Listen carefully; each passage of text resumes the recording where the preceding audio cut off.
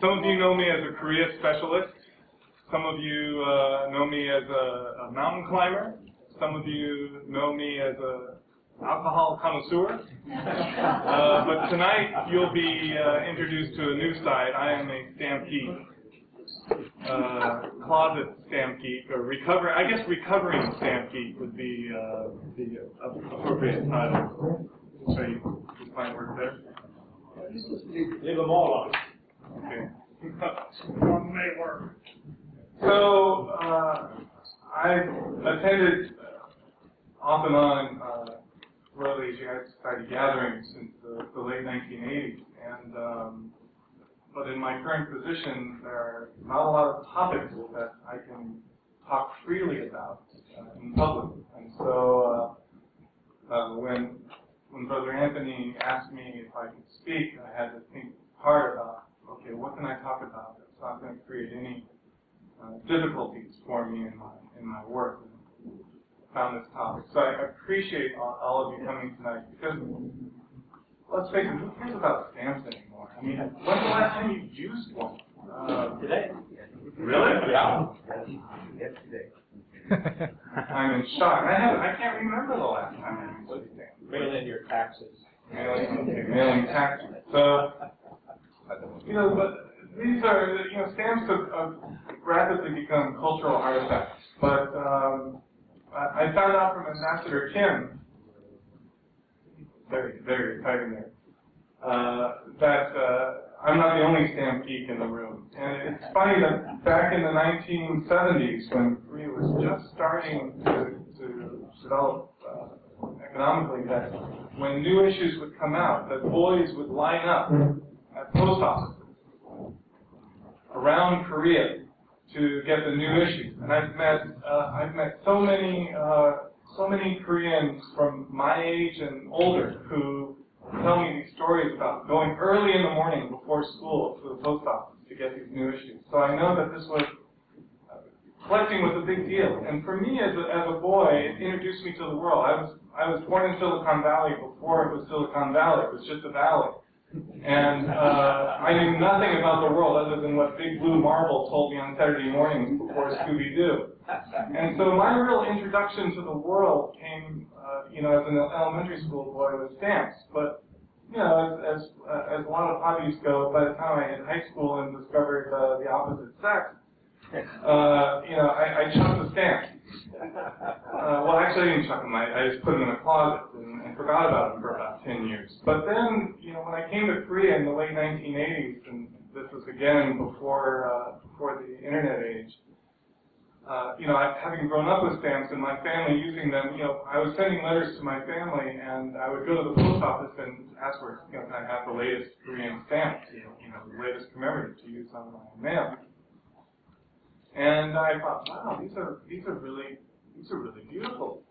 And so this kind of snowballed, and so I need to start collecting new issues, and I need to start getting the older issues, and then it was pretty soon you have everything, and then you have to start specializing. So that's how the hobby developed for me, was as a boy, and then again living here. It can be a disease because, like anything that you collect, you can, if you're serious or borderline obsessive about it, you can spend far too much time and money on it, and I'm guilty as charged. But I guess 6 years ago I went cold turkey, so I kept my collection, but I have not. Today was my first time to go on eBay again in about 6 years, and there were just a couple of things that I was really tempted to bid on. But anyway, I see stamps as a way of understanding a country's history, a country's culture. There's certainly a propaganda element, because governments do obviously control what stamps are issued. And so we certainly have to be aware of that, certainly with North and South Korea, both. And so what I'd like to do is show you some images and some stories, of how to see Korea North and South, and of course before they were divided, through stamps. And again, I know stamps might not be the most exciting topic in the world, but I hope that it will give you some insights into how the Korean government has seen itself over the last 130 or so years. I've been in a different country. I've been working in a different country every week for about the last month. So I'm saying that as a way of an excuse for apologizing for not having as many slides or as many images as I wanted. It's unfortunate that our hobbies take a back seat to our jobs and our families. And if there's anything to look forward to about children growing up, it's having more time for your family, more time for your hobbies. But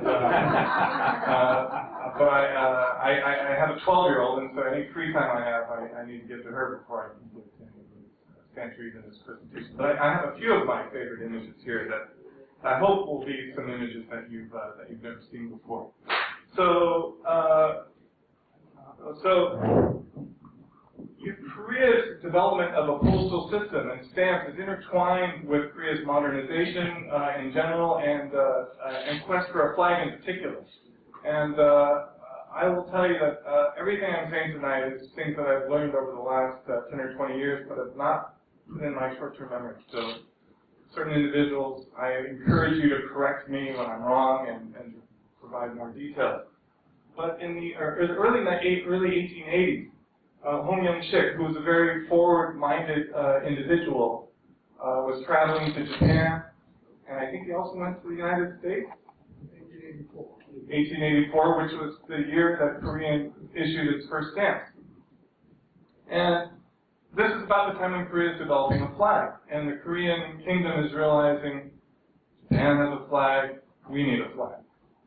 And in a modern communication system, that we need a postal system. So Hong Yong-sik was put in charge of developing a postal system for Korea.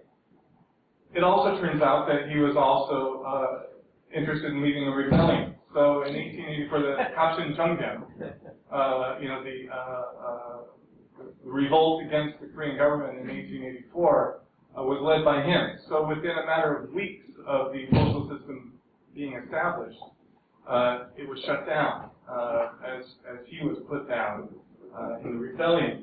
The first stamp, this is actually the second stamp, but I like it better than the first one, color-wise. But these first set of stamps were actually printed in Japan.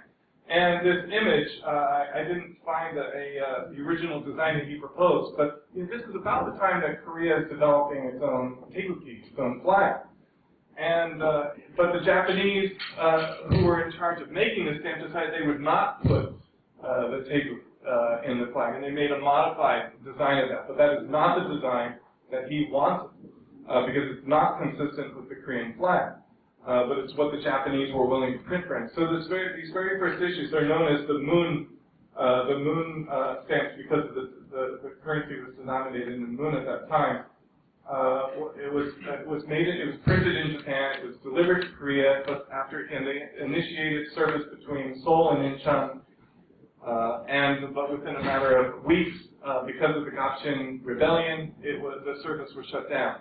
Now it's interesting that surrounding this first issue, there's a divide among foreigners and Koreans. Koreans, to an individual who cares about this subject, believe that these stamps were actually used. And if you find one of these stamps used and it's legitimate or considered legitimate, it's worth tens of thousands of dollars. There are only a couple of dozen that are believed to be real. But Western specialists think that they were not ever actually used, that these are all philatelic items, that they're essentially fake or non-legitimate usage. So there's some division over this first issue as to whether it was actually used. But this page gives you kind of an overview of the stamps that Korea issued from 1884, which was this first issue, and then again in 1895. This was the first issue that was actually used for a long period of time. These were printed by the Andrew P. Graham Banknote Company in Washington, D.C. And they're typical of stamps printed in that period. They're fairly high-quality printing. And these were the first four stamps that were issued, and of course incorporating the Korean flag. And these were used from 1895, when postage service was resumed in Korea, and from 1884 until 1895, it was run by the Japanese and other colonial or aspiring colonial powers that had postal services here. But in 1895, these stamps were issued, and these were for several years, were the stamps that were used by Korean missionaries in their mail back to the United States in the late 1890s. At this time, you can see that Korea was referred to as Joseon, and it was in the late 1890s, I believe 1897, that they, again following the lead of Japan, changed their name to be the Empire of Korea. But these are the first issue was printed in Japan. The second issue was printed in the United States. The third issue was the first issue that was actually, and these are the plum blossom stamps, or the Ihwa stamps, were printed in Korea. And then the last definitive issue, the Falcon series, Tokju series were printed in France. And this is the only commemorative that Korea issued in this period, and it was to commemorate the 40th anniversary of the coronation of the king. And one thing, if I encourage or inspire any of you to collect these stamps, you need to be careful because there are a number of fakes, forgeries, and reprints of these stamps. And if you want to know there are good fakes and bad fakes, on this particular stamp, the easy way to tell a good fake is it looks good, but then instead of saying XL, it says XI. So the forger in Japan, the forgeries were all produced in Japan. The forger in Japan didn't know his Roman numerals, and so the stamp looks good, but it says 11 instead of 40. And so that's the easy way to tell the fakes on this particular stamp. And at any given moment, you can find the stamp mint and used on eBay. So these are just kind of a summary of the initial of the stamps that were used. There were overprints when Joseon changed its name to Daehan Empire. There were overprints and revaluation when they changed the currency to Jun and Won. Then you have some variations on these particular four stamps. But basically, these are the types of stamps that Korea issued in 1884 and then again from 1895 to 2005. I'm sorry, to 1905. And what I collect and what I've spent, wasted, invested, I'll let you choose the verb, the most money on, is on these early stamps, kuhanma, as they're referred to in Korea, the end of old Korea. And unfortunately, they don't reproduce very well on the screen, but these are cancellations. So the stamps, they're only 40 or 50 stamps. It takes some money, but it doesn't take a lot of time to collect all of these stamps. But what's been interesting, and what's made this more interesting than coins or postcards or other things, is the variation. Collecting cities. Anyone recognize that name? Mulan. It's a little hard to see. This one is very hard to see. Jincheng. Can anyone see this one? Pyongyang. So initially, in 1895, well, there was a very initial cancel for Seoul and Incheon, but then the widely used there were two cancellations. One was a single, double circle. In the middle was one character, and there were about 20 cities in Korea that had post offices, and you would have Han for Hansung, or you would have Na for Naju. And so I justified spending $400 on one stamp because I'm learning the character Na, and this is a very difficult character to learn, or Kyung for Kyungju. But occasionally they use the second character, like Daegu was Gu instead of Tae. Busan was Dongnae.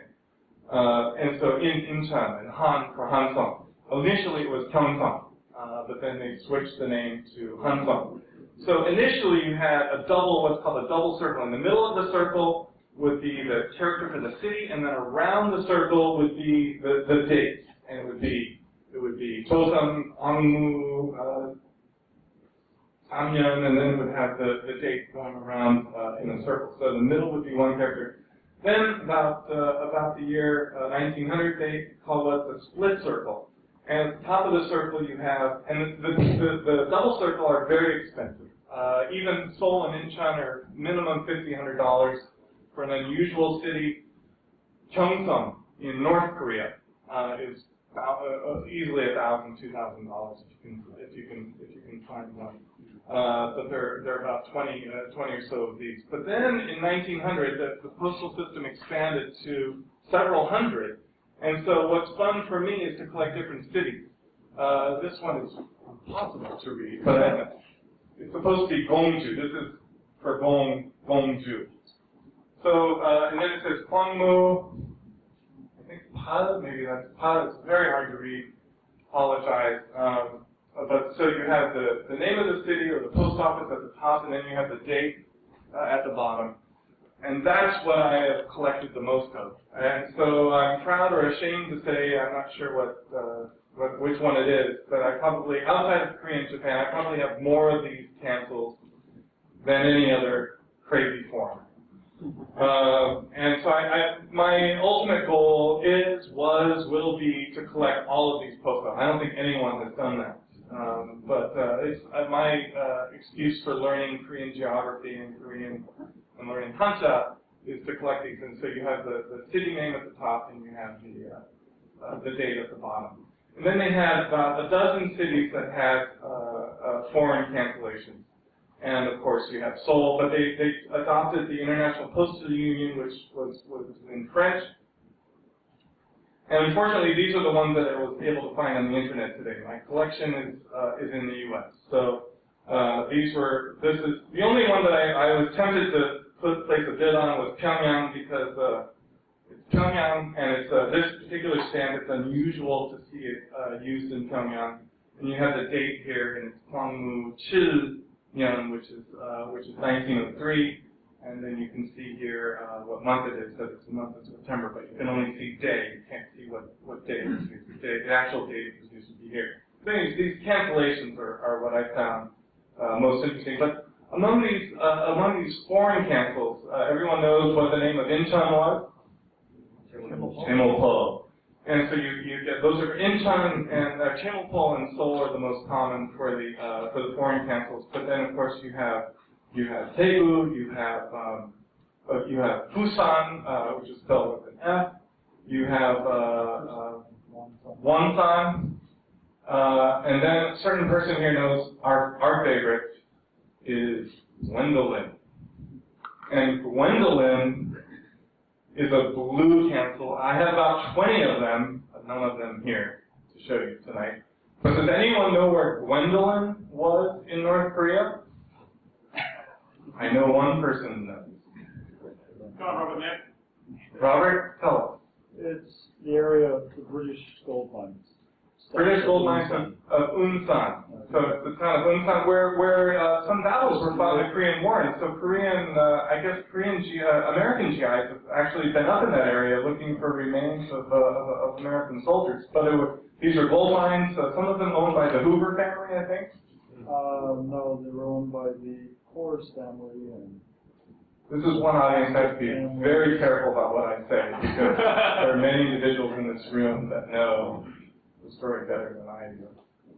But but it says Gwendolyn, and it's in blue.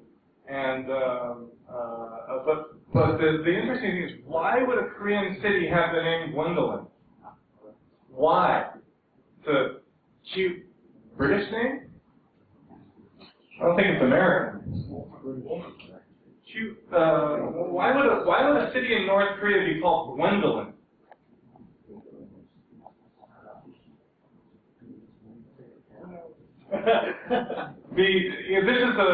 You take what story you want to take, but the most interesting explanation I heard is that there are dolmens in these areas. The only one I've ever seen is in Hanwha, though. I know there are others scattered in different places, but these rocks that are set up all akin to Stonehenge. In Korean, they're called Goindol. And the story is that the British miners heard the Koreans referring to these as Goindol and heard Gwendolyn. And so they named Unsan Gwendolyn. This isn't it seems believable to me. But that's how apparently, possibly, the name, the town got its name. So it has a historical significance for the mining interest as well as during the Korean War. So anyways, this is what I find for me personally, most interesting about Korean stamps is this turn of the century use of Korean stamps. But again, I wanted to show you, again, under the perhaps false assumption that I'm inspiring any of you to go out and actually buy any of these stamps, I just want to show you the difference between real ones and fake ones. These are all real, these are all fake. You can see they look different, they're crude. They were all made in Japan. Everything bad comes from Japan, right? Public sentiment is public sentiment.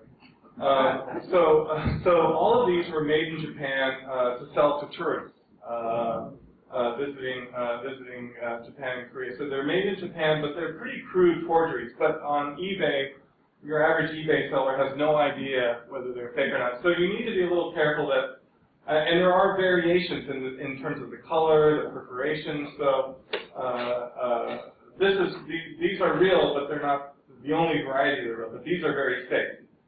This one here is I believe, I'm not 100% sure, but I'm more than 90% sure, I'm just looking at image, is a reprint. And this stamp, if it were real, if it were an original, would be $2,000. It's the high value in the first issue that was made in Korea in around 1900. But what tells me it's a reprint is it's too fresh. The perforations are too neat, and the image is too fresh. But it looks real. But you can buy it on eBay right now for $30, I think, at least as of this afternoon. So you want to be careful of fakes, and you want to be careful of reprints. In fact, in the late 1950s, the South Korean government made a set of reprints. I don't know if they were using the original plates. They look like the original plates, but they're very good reproductions. Caveat emptor, as they say. During the Japanese occupation period, this is a black hole for, I see Tony Michelle here, another philatelist. Maybe a few of those closet philatelists here.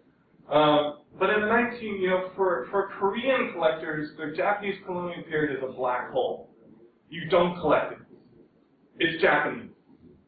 But there were, unfortunately, there are several images that I couldn't find in the time I had today to prepare, and one is there was a stamp issued in Shanghai for the provisional government in the early 1920s, which is kind of cool, and it's very rare, and I think you would spend at least $100 or $200 for the stamp. But there were no.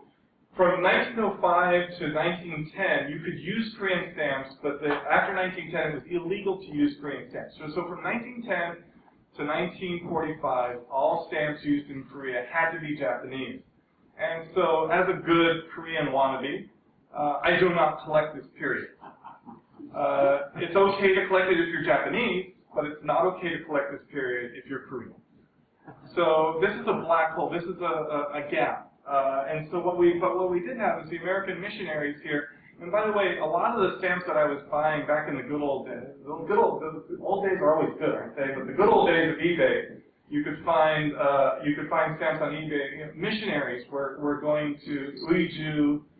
I have a lot of stamps from Uiju, from missionaries that were sending their mail to the United States. But you could find stamps on eBay that were used at the turn of the century by missionaries for their families. But then in the 1930s, missionaries, before they were kicked out when World War II broke out, American missionaries, this is one of the early Christmas seals. The only stamps that were being issued in Korea were by American missionaries for Christmas seals. Of course, there are many stamps commemorating the March 1st movement, but I just chose two related to Japan. Not too many countries put assassins on stamps. Independence fighter, excuse me. But this is the only positive stamp issued by South Korea since 1945 relating to Japan. It's for the 20th anniversary of normalization relations. This is a postal card that was issued right after liberation to commemorate that. So during the colonial period, that's kind of a black hole for Korean collectors of Korea. The U.S. military government in Korea is a really, for me as an American, is a very interesting period. And these are some of the most, for me personally, the most meaningful commemorative stamps. And they're also valuable. Among these, which do you think is the most valuable? Do you know the way Koreans think? It should be obvious. To me, personally, the most valuable one are these two, because it's the first election in Korea in May of 1948. But the most valuable one, the one you'll spend $200 or $300 if you buy it, is this one. Of course, it's the president. But these were all stamps issued from 1946 to 1948 by the U.S. military government. This is the first stamp that was issued. And of course, when I first got it, Sunjo Banghae. That. But it's interesting that until 1948, Hanguk was actually Chosun. And this is the very first stamp issued by the U.S. military government here. And then, but then there are several dozen stamps issued in this 3-year period. But these are the 6 that I consider the most meaningful: the establishment of the Constitution, the opening of the National Assembly, the first elections in May of 1948, and this is the establishment of the government when the U.S. military government ended on August 15th, 1948. So these, to buy all of these stamps in the set that they belong in would probably cost today about $1,000. They're, in the case of the Syngman Rhee stamp, they only issued 50,000. So it's, and we have no idea how many survived war and whatever else. So they're only, at most 20,000, 30,000 of many of all of these stamps that still exist. This one is very cheap. The rest of these are only 50,000, 100,000 are issued. They're very, very expensive. But for me, they're some of the most meaningful stamps that Korea issued, especially the first elections that were ever held on the Korean Peninsula. Hey, a quick question. Sure. In what capacity was Lee Seung-man on that stamp? It was under the U.S. military government. Was he already voted president before the Republic was proclaimed, or how did that work? Good question. That's a good question. I think I'm assuming he had been elected, but had not been inaugurated. So I'm assuming that he was elected, but had not been inaugurated. As you can see, the date is July 24th. So 3 weeks before he was inaugurated. So this is the most expensive of all of Korea's commemorative stamps that were issued after 1945. This one is the most expensive. It's the first presidential stamp. These are just a few stamps from the 1950s. Tokdo Uri Tang이죠. This is the first Tokdo stamp. It's a set of 3 stamps. This sheet, this is also, please don't tell my wife this, but this is also one of the more expensive items in my collection. To buy these, there is a set of 3 of these. These were issued 4287. I think that's around 1956. 54. These were issued in 1954 when Korea was really reasserting, when Lee Seung-man was reasserting his claim or Korea's claim over Tokdo. And these are the first. There's a second stamp that was issued about 10 years ago that really pissed off Japan when it was issued. It's just a stamp. Japanese government didn't care for that. I put this one in here because if you look at this, it says Gupto Tongil Ginyumukwe. This was issued in the fall of 1950 after the MacArthur landing, when South Korea, with the help of the United States, essentially controlled virtually the entire Korean peninsula. In the end, this stamp had to be issued from Busan because by the time that stamp was actually issued, North Korea, with the help of China, had launched a counteroffensive, and they've been pushed back to the Busan perimeter. But this is a set of stamps that includes the image of Lee Seung-man when he thought that Korea had been reunified with the help of the United States. And apologize for non-Americans in the room, but I had to choose a few stamps relating to our bilateral relations. So this is from a set in 1951 the first color stamps that Korea produced, and it was for all of the countries, 2 stamps for each of the countries that participated in the Korean War. And this is how I learned that countries like Colombia and Thailand and India, I think Catherine Weathersby is maybe the only person in this room that could name all of the countries that sent contingencies. Make a quiz about it. You could. It's 21 or 22 countries, right? 22? 21. Depends on your definition. Like India sent medical detachments. So some of them are kind of marginal and well, they were here. But anyways, this was issued in Busan. It was the very first color stamp issued by Korea, and of course I had to choose the American one. But they did make one mistake. When the designers were making the stamps, they issued the stamp for Italy when it was still ruled by a king. And so there are actually 2 versions of the Italian stamp. One with the symbol for Italy, was the flag for Italy when it was a kingdom, and the second for when it was a republic. When these stamps were issued. These are just a couple of stamps that were issued in the 1950s to mark the relationship with the United States. And then, of course, Eisenhower himself visited Korea in 1960, and Syngman Rhee visited in 1954. These are just a few stamps to highlight the Park Chung-hee period in the 1960s. It's interesting that this stamp was issued 1 month. It's interesting they were still using the traditional calendar, but it was issued 1 month after the military coup. But then 1 year later, they issued a set of 3 stamps along with these souvenir sheets, which are also not cheap. But it lays out concretely what the goals of the Park Chung-hee government are. Positive, uncompromising opposition to communism is the basis of our policy. And it's interesting that I learned that Park Chung-hee was a card-carrying communist. Had been when he was young. So it's interesting that he wanted to make it very clear. Item number 1. And Kim Dae-fan, you have to tell me when you started to collect. I know you didn't collect this stamp yourself, but tell me when. Yeah, I used to. You had that stamp? All these stamps. You collected all of them? Yeah. Cool. So this, you can collect these. The set of stamps of 3 is very cheap. These souvenir sheets, they're issued both in Korean and in English, are more expensive. For me, the most important stamp on this page is this one. In fact, I used it as the lead for my first column that I wrote back in 2001 on the 40th anniversary. First time I wrote a column for a Korean newspaper was for Dongailbo. And I wrote my lead, and they said it was the first time they'd ever used a photograph in a column. Because I mentioned this stamp as being one of the ugliest stamps that Korea has issued, but one of the most meaningful. Because this stamp was issued on the first anniversary of the student revolution in 1960.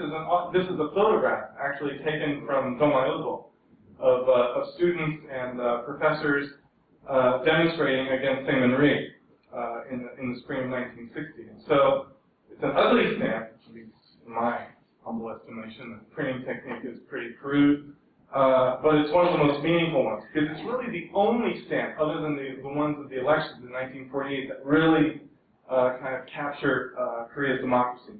The government, of course, issued many stamps relating to economic development. I just chose a few to show you, but there's probably somewhere between 10 and 20 stamps that were issued relating to the 5-year plan. And I'm proud to say that the Asia Foundation, this is our 60th year in Korea, and we were an advisor to Park Chung-hee on the 5-year economic plan. In the late 60s, early 70s, we had 5 advisors to the Korean government, and we advised him on his 5-year economic plan. But the government, of course, I think of as a developmental dictatorship, and these stamps kind of capture that period for me. And I just wanted to show you some, I don't want to say rogues gallery, presidential stamps that have been issued since then. There are many Park Chung-hee stamps. I think on a yearly basis, Chun Doo-hwan, ugliest president? Certainly the most bald. The most bald president that Korea has had. He issued the most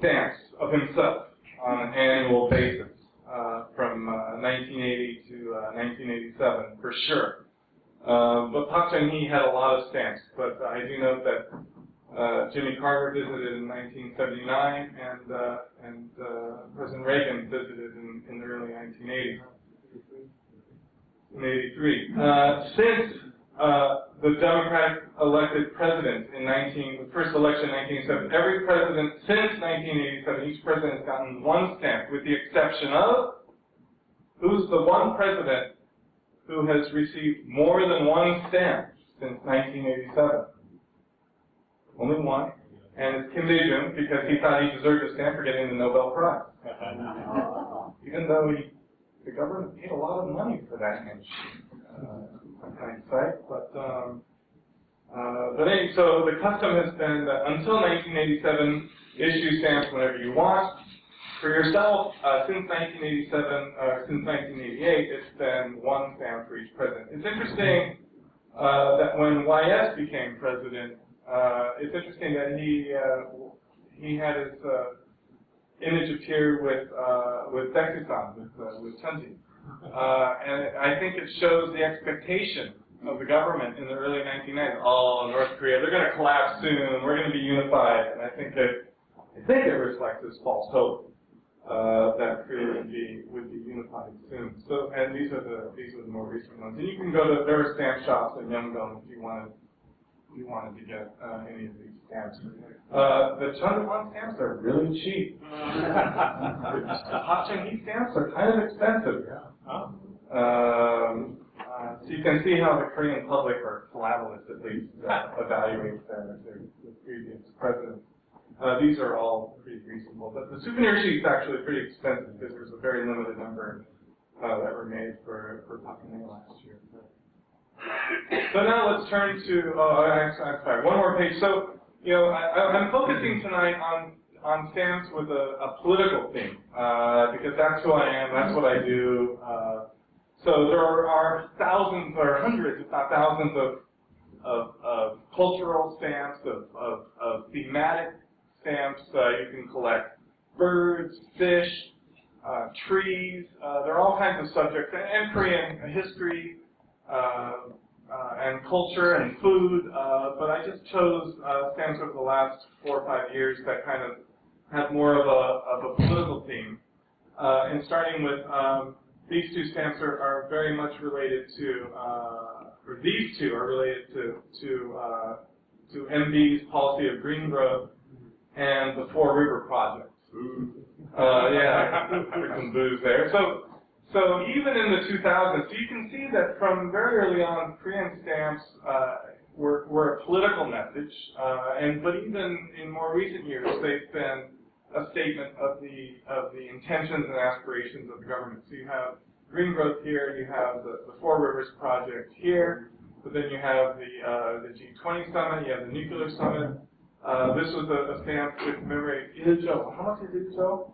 1 billion? Trillion? Yeah. Trillion?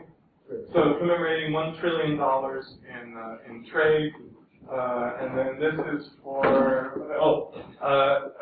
so you don't accuse me of being too pro-American. I think this is the 130th anniversary of German-Korean relations. So they've been issuing stamps for a number of countries, but not Uruguay. I learned from Ambassador Kim, but a number of other countries. Peru, I think they got their own stamp. But Mexico, I know it did, but the Korean governments have been issuing stamps for the countries that they've had diplomatic relations with. It's 100 billion. I can't let that go. The $100 billion. 100 billion. A trillion would be a lot of money. That is a lot of money. 100 billion? $100 billion. Sold for 100 billion. So now to turn to North Korea.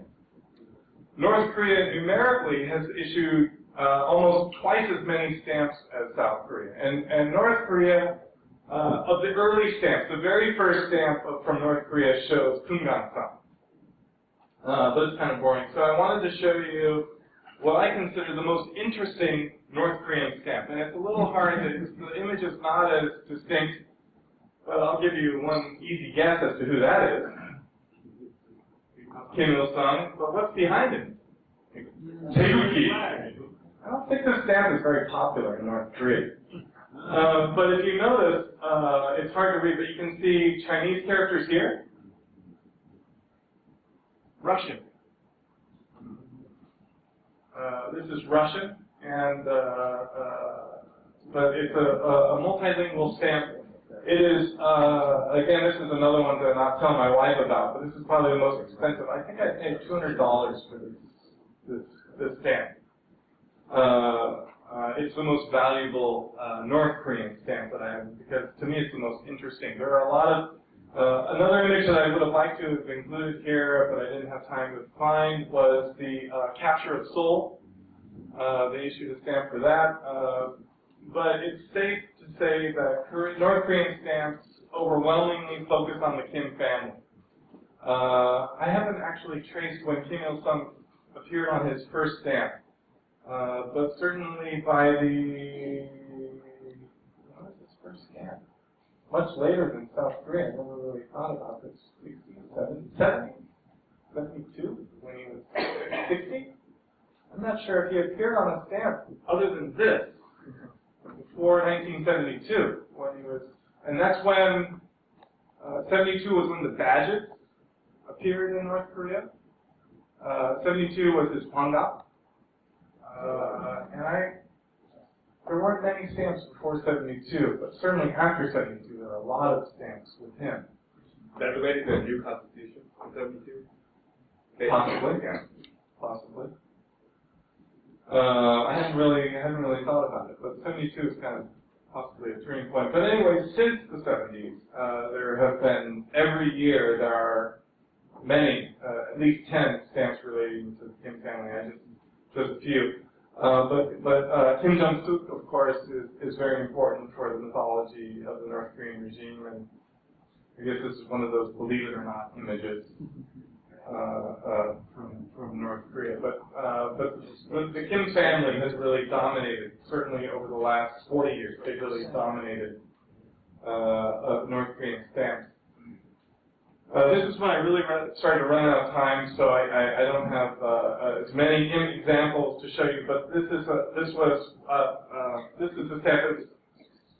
This was the stamp that was issued when Kim Jong-il died. This is the stamp. This is a stamp. This is an image that I've never seen before this year, but I think it was issued earlier this year, if I'm not. Yeah, 2014. So it was issued this year. So in any given year, North Korea issues 50 or 60 stamps, and I would say about half of them have a political theme, about half of them are topical. It can be dinosaurs, it can be jackals eating flesh of some animal. I mean, that's a bizarre subject on some of their stamps. Thematic stamps, again, the North Korean stamps for many years were part of the Iron Curtain, wallpaper. Iron Curtain were terms that were used to describe North Korea, Bulgarian, Russian, Romanian stamps. This is a way, Palau, countries with issue stamps to earn money. North Korea doesn't make a lot of money today on their stamps, but they still are very serious about issuing stamps. Again, this image is from this year.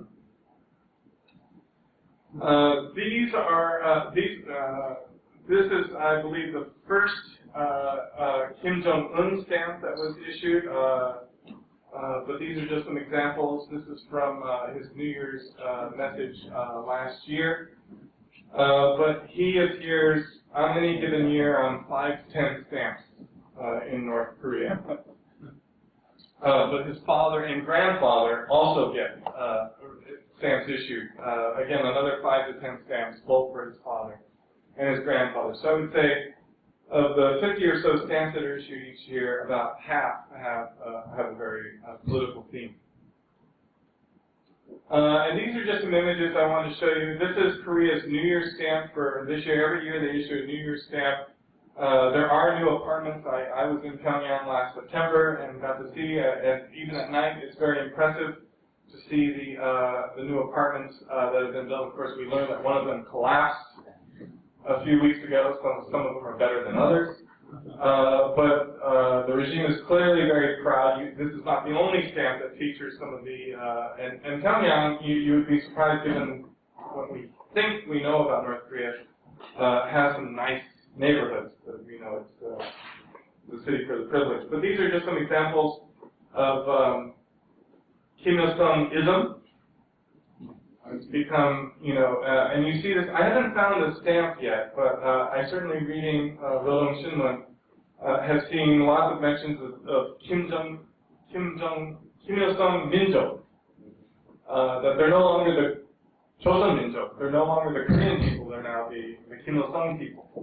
But this is an example of Kim Il-sung Julie, of Kim Il-sungism. And this is, some of their ideology related to agriculture. This is Joel Witt, who is former State Department official. When he found out that I was a stamp geek, gave me a copy of this stamp. But this is their first missile stamp, I guess as they like to say, satellite stamp, from 1998. And I think this is the second one that was issued last year, or the year before? Year before, last year, I think. Hard to read.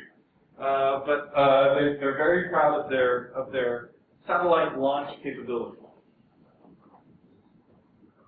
And of course, no display of North Korean stamps would be complete without showing you there's a constant theme of anti-Americanism.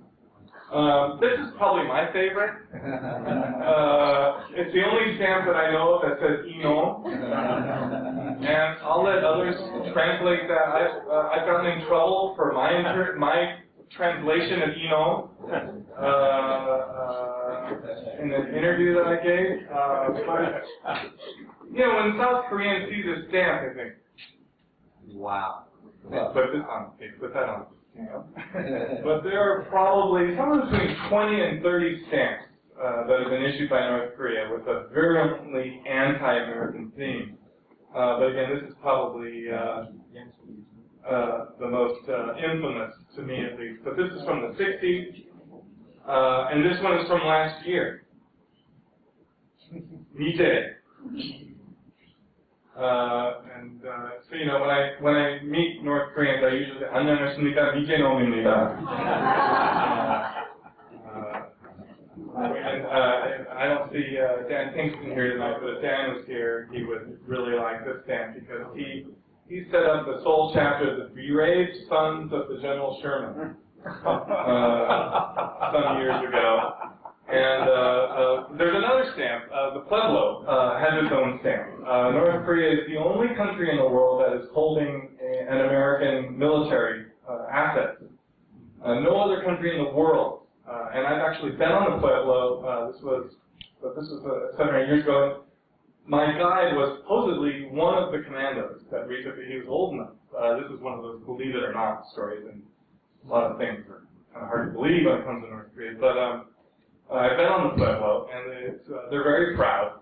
It has its own stamp, but in my flurry of putting these together, I didn't have a chance to find that stamp. But I had not seen that, actually. I don't remember seeing this stamp before I found it this afternoon for the General Sherman. But they're very, this is the American imperialist invasion ship,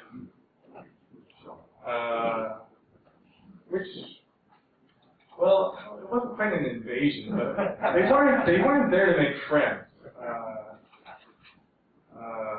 So anyway, I just wanted to give you a flavor for some of the anti-American stamps that come out from North Korea. This is for the Japanese. This is the good. This is the best and the worst of. There are others, but this is the worst and the best of North Korean stamps relating to Japan. This one was just issued about 4 years ago. But they did issue a Koizumi stamp. Now I should back up and say, does the average North Korean know that these stamps exist? Probably not.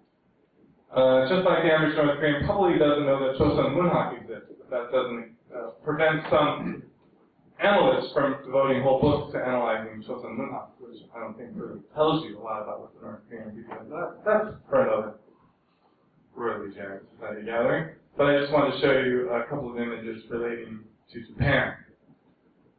Surprise, surprise, they like China. There are a lot of stamps. dozens of stamps playing up the relationship with China. I just chose a few that I had time to find, but there are 30, 40, 50 stamps total extolling the relationship that between China and North Korea. And for South Korea, there are a total of 3 South Koreans that have appeared on North Korean stamps. Number 1 is Kim Dae-jung, and I have to say I never thought I would see a North Korean stamp that would feature a South Korean president. Does anyone know who is in this stamp?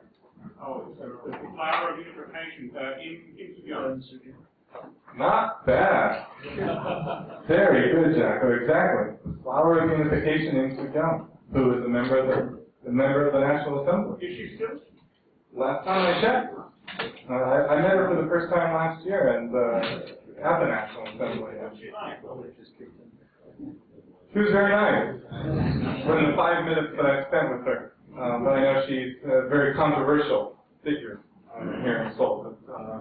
But I told her that I remembered her from this period, and she was happy about that. So I mentioned that 3 South Koreans have appeared on North Korean stamps. The first is Im Soo-kyung.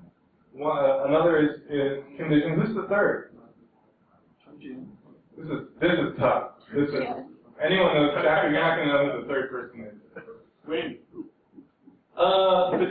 Between these two. To give you a hint. So sometime between 1989 and 2000. The only other one is Moon Hee-kwan. So those are the 3 South Koreans that have been graced, appeared on North Korea. This is a theme, maybe 7 or 8, 10 stamps total, talking about, they've issued a number of stamps relating to the summit in 2000. This one was issued for the 10th anniversary, the Minjokiri, which to me, I'm sorry, but in my cynicalness means Hondodago. Minjokiri is literally among Koreans only, among Koreans, but to me it means give us more money. But the North likes to use this expression, and some governments in the South have used it as well. But this is something that the North has promoted. It's like the World Youth Communist Summit 1989. And I wanted to end with the most ridiculous stamp that North Korea has. And the story is, I have not confirmed this story, this is another one in the Believe It or Not department, but in the early 1980s, North Korea ceded its stamp issuing authority to some a European company that made any stamp that they thought they could sell to other Europeans. So there are now, I think about 20 stamps related to Princess Diana that I don't think you can find very easily in Pyongyang. But I thought there's another stamp that shows Kim Jong-il planting his loafer on the top of Mount Baekdu. That's another one of the more humorous stamps for me, but I didn't have a chance to grab that image. But this is, but North and South Korea take these stamps, issuing of these stamps fairly seriously. And so there has, I hope I've shown that origins of Korean stamps, but also the competition. And you can look, if you put the catalog side by side, you can see that there's been a tacit competition between the two regimes over the issuing of these little pieces of paper. So. Thank you. I don't know if you came here because of the stamps or because of me, but thank you for coming here this evening, and I welcome any questions that you have relating to Korean stamps.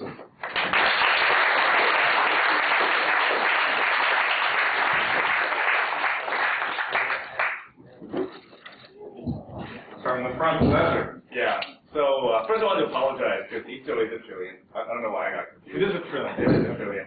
10 to the 12. But so you just not have a chance to show us, but this did South Korea make a commemorative stamp for the 2011? Yes, Or is they that did. piece? South Korea's Kim Dae-jung government did issue a stamp for the 2000, but it did not show them shaking hands. It was more of a symbolic image. But yes, good question. I was kind of curious in terms of the trend among collectors. After doing the Renaissance themselves, did the value of those collectors increase? That's a great question. I mentioned that Chunduan stamps are very cheap, and Pak Chung-hee stamps are not. I don't know. I haven't been following the market very closely. I do know that the Hakone souvenir sheet is the most expensive, only because of the limited number that were released. But I don't know. It's a really good question. The Nomihan stamp has gotten more expensive since the casting. Jacko. Thanks for your excellent presentation. I have both an anecdote and a question.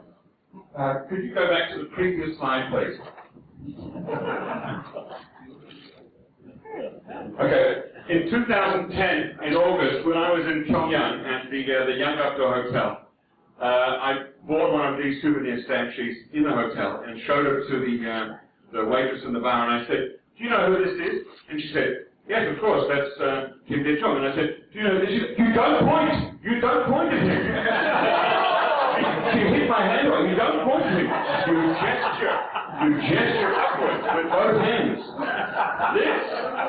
This is our wonderful leader, Kim Dae-jung." Sorry, you have to get to see it. I'm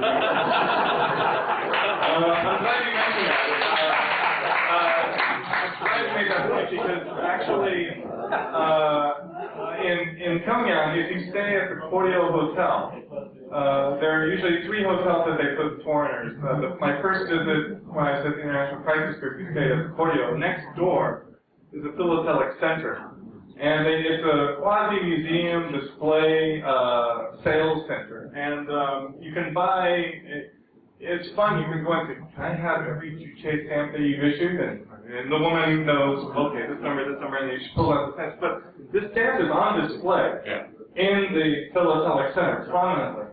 Along with, an assortment of North Korean stamps and the early Korean stamps. They also show images of those.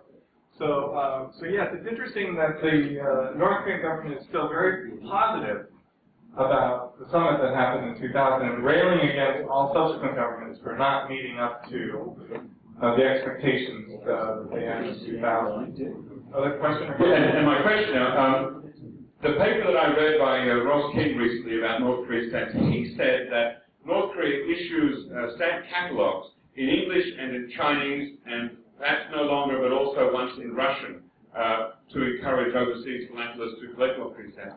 He said he found no evidence of a Korean version of a catalog.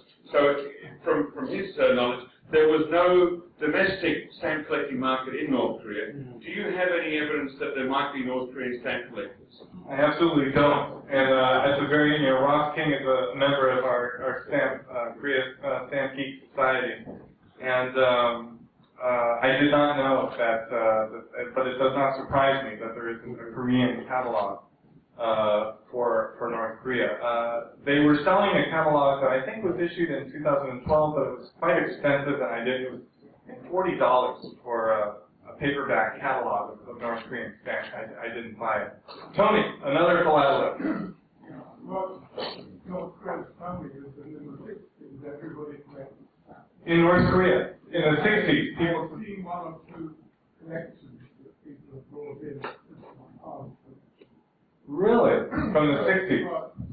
Sort of like South Koreans were collecting here in the 70s.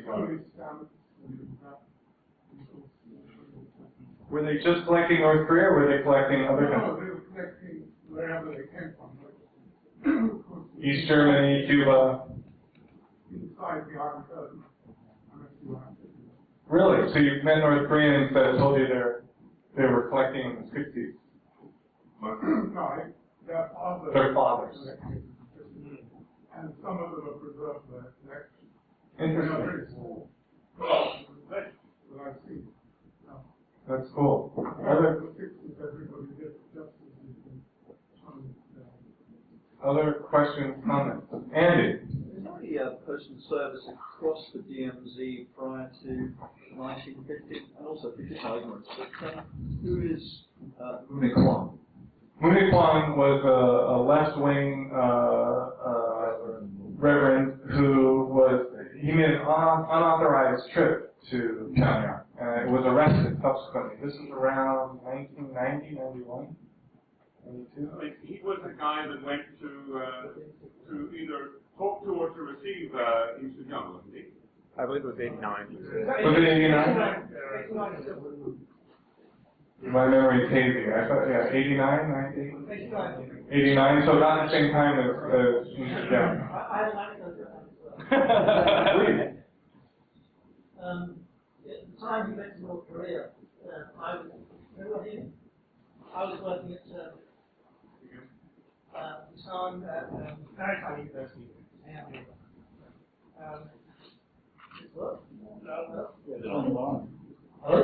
And the day he was due to come back from North Korea, from his illegal trip to North Korea, he was due to cross the DMZ, and he was scheduled to be arrested as soon as he arrived.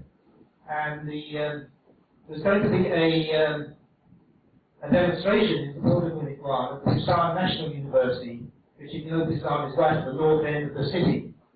And Maritime University was on an island on the island south of the city.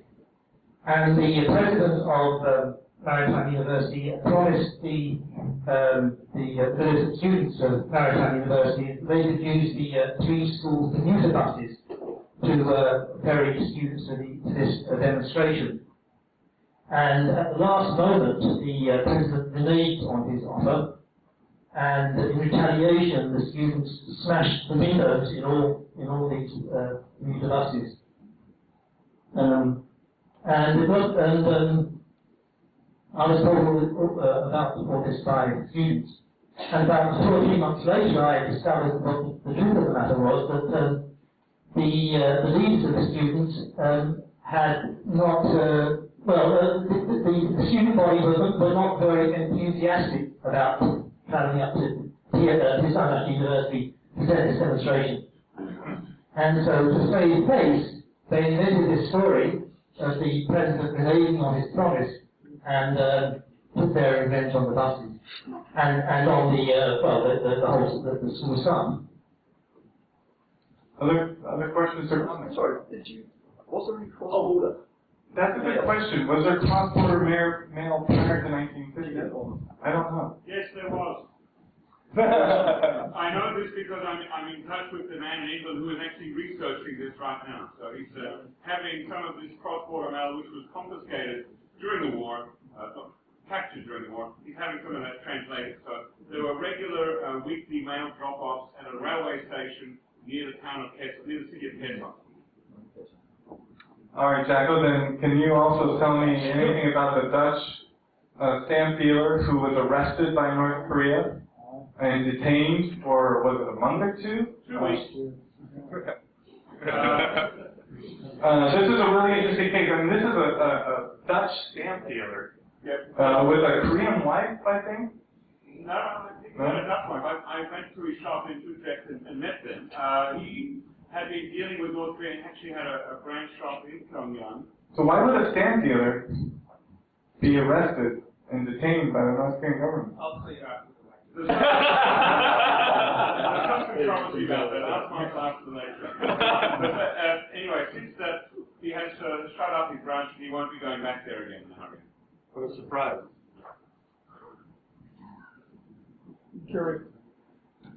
I'm curious about the early forgeries.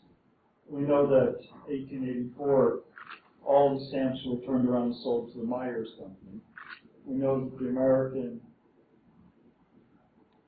representative was speculating on stamps at the time because he seized all that he could. How many of these early forgeries actually originate in Germany? Because all the stamps were sold to the Myers Company. Robert, you know a lot more about that than I do. I know nothing about that story. But I knew when I came here there were going to be people scattered around the room with much more knowledge than me on some of the topics I'm touching on. Please, Do tell. No, I know nothing. I don't know that much about forgeries. I mean, the forgeries that I'm aware of were made in Japan. And I actually even wasn't aware that someone tried to corner the market on these early stamps. They sold all of them to Myers Company. German company? In Incheon. A German company in Incheon. I don't remember how many thousands of stamps, but only the first two denominations were actually used. And then the latter three denominations, the Korean government was forced to pay for, even though they couldn't use them. And somehow they ended up being sold to the German company. And then after that, stamps are flooding everywhere. Yeah, I mean, on eBay you can find these first 5 issues. Well, the real one, the first one that is a red stamp, it will cost you $20, $30, but the rest you can buy for 10 cents to $1. Pay for real. You don't think they were actually utilized because the Well, like I say, there's a divide among the, I've met foreign, Asian philatelic specialists who are skeptical whether they're, because the real reason is that we don't have any copies that survive on cover. So from 1895, I have stamps I have covers from the Underwood family. I have, the covers are very common from 1895. But the problem is that all of the stamps that exist today are off cover. Sure. And so for a skeptical Western philatelic expert, they want to see an actual cover. And that's why they're skeptical. I think that's the main reason why they're skeptical about whether they're used. I'm willing, I've been in Korea long enough, I guess I'm willing to say, yeah, they're probably used. But we don't have any hard and fast proof that they were legitimately used before the service was shut down. I think it's unfortunate that Horace Allen wasn't the American minister at that time, because the first thing he did with the new stamps in 1895 was he immediately seized the first 2 stamps and gave them to his children. And he told his children these are going to be worth a lot of money. So, always speculating. It's the cancels that make those early issues valuable. It's the high values are expensive, the lower values, the common stamps are a couple dollars each. But if you have an interesting cancel, if you have a Gwendolyn, it's at least $100. $2 stamp becomes a $100 stamp if it has the right, or $1,000 stamp if it has the right cancellation on it. One more. Yeah, thanks. I'm a bit of just an amateur on and off collector because I work near the main post office.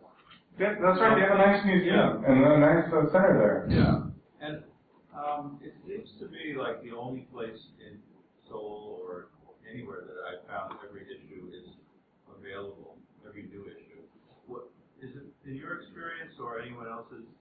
Is it true that like most of the post offices are not receiving samples of or sheets of the new issues? I'm embarrassed. I can't remember the last time I used a stamp from any country. So I did go there to buy the year sets. I went there a couple months ago to buy the year sets, but I have not tried to go to a random post office. What I used to do is kind of like Ambassador Kim did. If a new stamp was coming out, I would go to my local office, and then I would buy a couple sheets and I would use them on mail. But I haven't done that in years. But in principle, 5 or 10 years ago, every post office would get at least a limited number of sheets. But it's a good question. I mean, if you look 10 or 20 years ago, they were issuing 3 to 5 million of each stamp. Now it's often 1 million or even less. So I know they're issuing, because people are using fewer stamps, fewer people are collecting them. So it's a good question. Is every post office getting the stamps? But I'm glad you mentioned it, because in Chungmuro, what was the Central Court, this new building has gone up there, but in the basement they have a little museum and then a philatelic center where you can buy stamps from 5 or 10 years ago at face value. So if you do have a reason to send anything, a package or cards, you can use some really nice stamps for the same price you would be paying for just a electronic label or something. Thank you very much. Andy's going to kick me out of here.